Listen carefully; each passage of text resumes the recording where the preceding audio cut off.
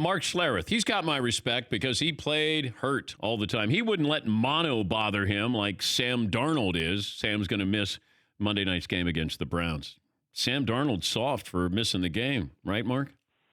Absolutely. Come on. A little bit of mono.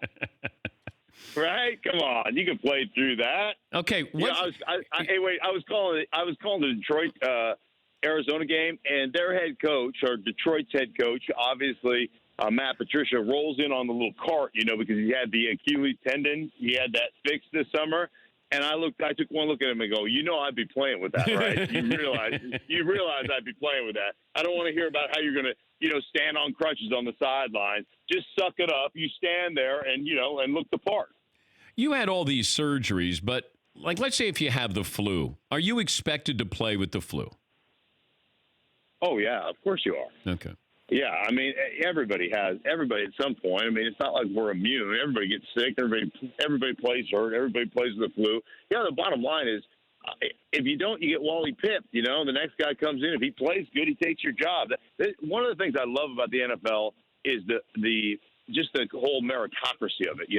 Like, it doesn't matter in baseball nowadays, and you're a big baseball guy, Dan. In baseball right now, you're managing your roster, you're managing your minor leagues based on what you've already paid guys, and there's some guys that deserve the chance to get there, but they don't ever get there because, we don't want to give that guy an opportunity because we've got all these other guys we've paid and stuff. In the NFL, it doesn't matter what school you went to, doesn't matter where you came from. If you can play, you get the opportunity to play. That's just the way it goes. And guys understand that. Guys are afraid not to play hurt. Guys are afraid not to play sick because they don't want somebody to come in and play better than them and take their jobs. What do you think of must-win situations in Week 2? I think the way the league is constructed, and this is the beauty of it, this is why I hear this all the time about, hey, let's expand the playoff rosters and let's go to 18 games. And I'm like, I love the fact that in Week 2, you can have your finger squarely mashed on the panic button because you understand the value of each and every game.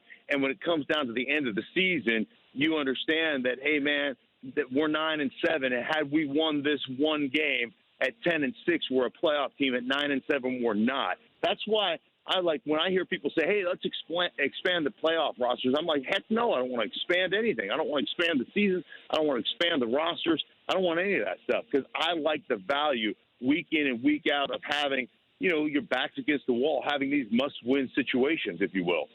Okay, so is a must-win situation for the Browns on Monday night against the Jets? I think I look at the Browns. It's never really a must-win situation, but they got to play well. Like, they've got to show, the Browns, at one point, Baker Mayfield is like, hey, man, the hype is real. The hype is this, the hype is that. And then they lose the game. And it's like, everybody's throwing us in the trash. We're going to have this chip on our shoulder. I'm like, hey, shut up. Just go out and actually play. Like, when I go to a steak restaurant, do you know what I order, Dan? I order a steak. I don't order a plate of sizzle. Like, I don't want a plate. Don't bring me a plate of sizzle and go, boy, does that sound great? Oh, smell that sizzle. It doesn't fill you up. And the problem with the Browns is all off season, look at all these moves we've made. Look at all these roster we have. Look at all the sizzle we have. At some point, you got to drop a set and go out and play. And so I'm looking forward to seeing if they can actually drop a set or if the sizzle is more important. If wearing watches that are worth more than most people make in Cleveland, or most people's houses are worth in Cleveland, if that's more important to you than actually going out and providing some steak, like, I want to see if there's any steak to Cleveland right now. Talking to Mark Schlereth from Fox Sports. Did you ever give a pep talk when you were with the Broncos? Oh, yeah. Yeah. Yeah, I called a meeting once, Dan. We had lost. I was out with a back injury, and I had to have surgery on my back in '97. Soft. And we had lost. Yeah, exactly. I was out for 27 days with a back surgery. I was soft in my. So I hung upside down for 4 hours while they operated my back. It took me 27 days to get back. I apologize. Soft. Maybe I don't have the right to talk about toughness. Anyhow. So we had lost several games in a row where we didn't play well, and guys were showing up kind of there's some guys showing up late or 2 seconds before the meeting starts, and they're not, they're in their street clothes. And so I just called a meeting about two things. I was like, one, you show up late to this football team, like, what you're saying is that your time is more valuable than my time, that your family is more valuable than my family, and that is garbage. That is a recipe for losing. The other thing that I wanted to impress upon that team was it's our team. Like, Mike Shanahan has never gone out and made one tackle, right? He's not going to throw one block. It's us. We're the ones that go out and do it. Nobody pays money to come and watch the owner sit around his ass off in the box. They come to watch the players play. It is our team. We need to take ownership. And the way we've played is absolute garbage. It's an affront to good football. And you see some of these things break down, and I think it doesn't matter what number player you are on the roster, if you're the first player or the 53rd player. If you see something that's wrong, I think it's your responsibility to point out that it's wrong. My dad used to tell me this all the time when I was growing up, Dan, and I've always held on to it. It's indelibly marked on me forever. He said there's no right way to do something wrong. And when I was a kid and I was trying to get over, when I was a kid and I was trying to cut corners, he would always tell me that, Mark, there's no right way to do something wrong. It's either right or it's wrong. And anytime you put yourself in front of your teammates, I'm sorry, it's wrong. If you were the commissioner, Roger Goodell, what would you do with the Antonio Brown situation?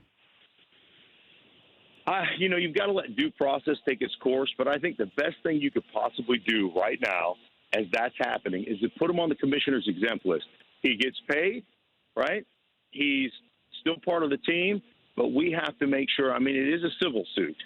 And I think one of the issues, it's a slippery slope, Dan, because the issues that we have right now is, is how much guys get, how much time they lose. And in a day and age that we live in, anybody can make a false accusation. Anybody can do something and get a lot of run on Twitter and on social media. But if this was a criminal case, though, Mark, would you, if these were a criminal suit as opposed to a civil suit, would you have a different opinion on Antonio Brown? No. My opinion is I still think you put him on the commissioner's exempt list until it runs its course. And now I'm a guy also that I think he's a turd. So that probably biases my opinion to some degree, just because of his antics and the way he goes about his profession. So I always say, just because you play a pro sport doesn't make you a professional. Well, when it comes to treating your teammates and the way you should approach the game, he certainly is nobody's professional.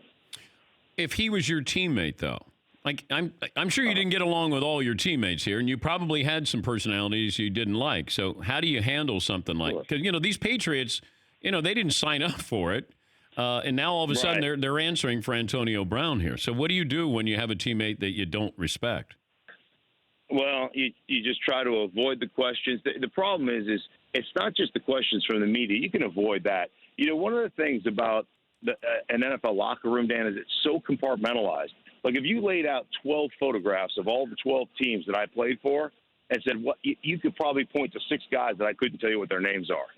So there's a compartmentalization that goes on within a locker room. I go to my meeting, you go to your meeting. Sometimes we don't even bump into each other. You're on your side of the field on defensive backs. I'm on my side of the field as an offensive lineman. You don't ever really interact. So you can avoid the guy.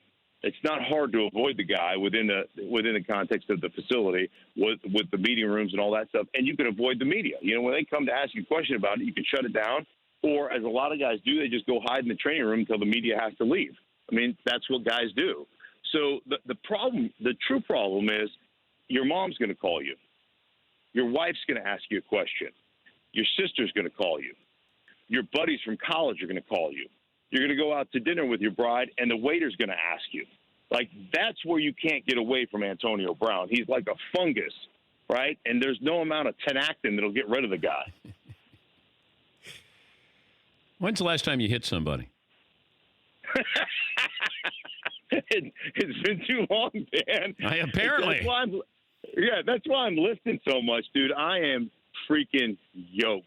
It's like, I guarantee I can outbench 3/4 of the NFL right now. I got a lot of. I don't know that I can pass a drug test, Dan, but I am. Would you have taken anything to play, though? Would you have taken anything to play?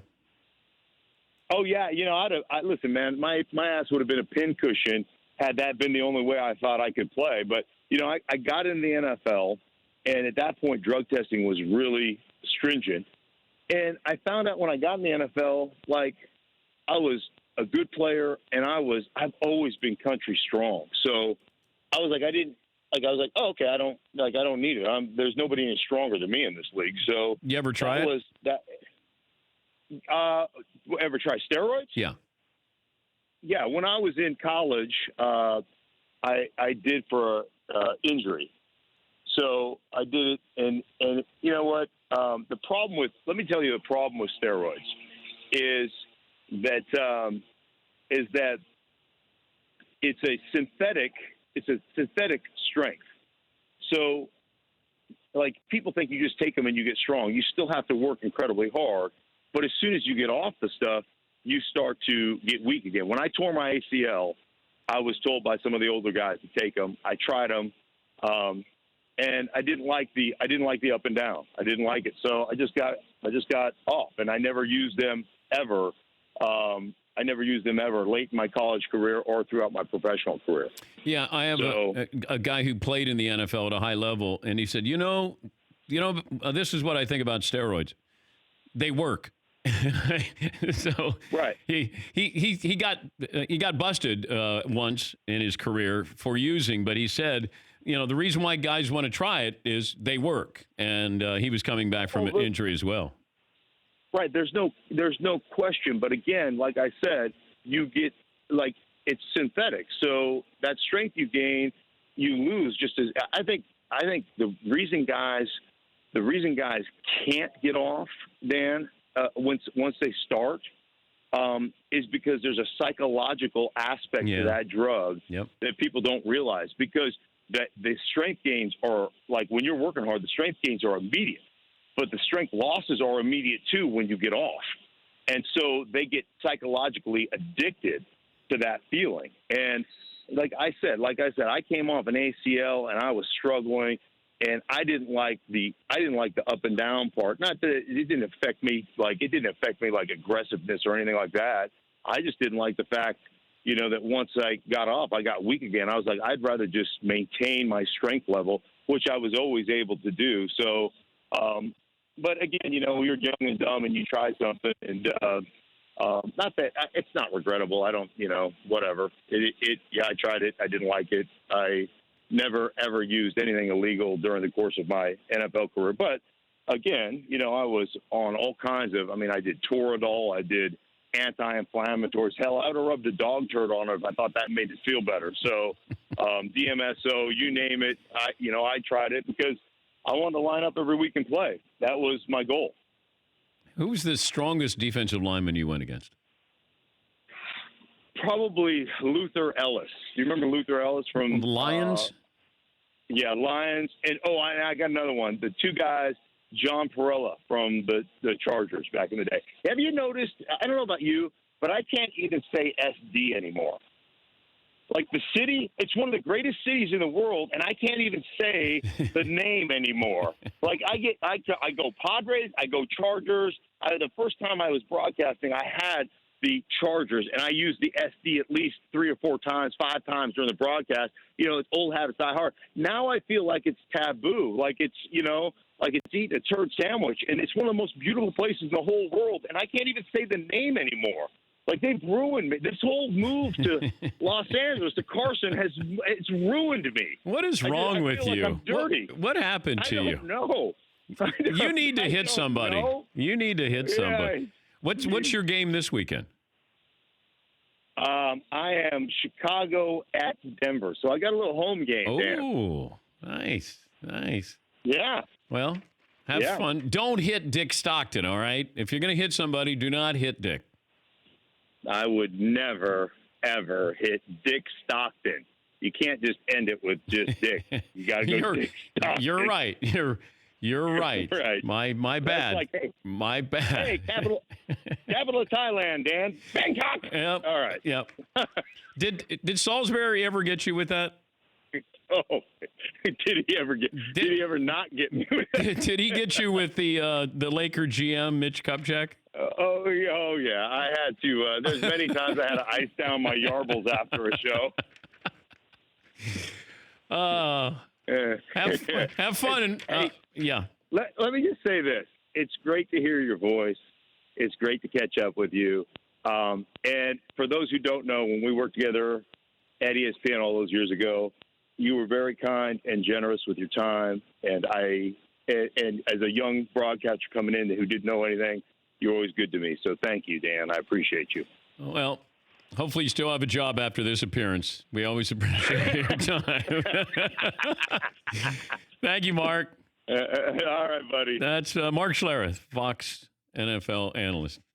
For more Dan Patrick Show, tune into Audience Channel 239 on DirecTV. Stream for free on BR Live or download the Dan Patrick Show app.